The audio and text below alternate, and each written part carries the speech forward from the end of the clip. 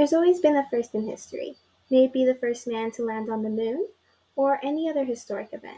Today I'd like to discuss how in 1911 there was a race to reach the South Pole by Norwegia and the Britain.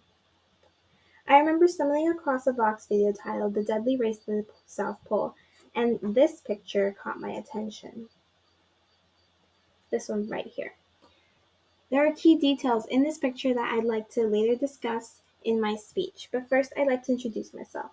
My name is Noelle Rivera, and I'd like to discuss the race to the South Pole from 1911, the the plans that each team had, and how one of these plans ended up failing one of the teams tragically.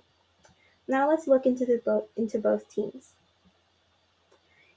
There was two expedition teams, a British team led by Robert Falcon Scott and a Norwegian team led by Ronald Amundsen. Even though both of these teams had their eyes set on reaching the South Pole, it wasn't like that from the very beginning. It wasn't always a race to imply. Amundsen first had his eyes on reaching the North Pole, but once he found out that America had reached the North Pole, he changed his course. As stated in an article written by Evan Andrews, originally published in 2017 and later updated, titled The Treacherous Race to the South Pole. Amundsen would later write, and I quote, "The British expedition was designed entirely for scientific research. The pole was only a side issue, whereas in my extended plan, it was the main object."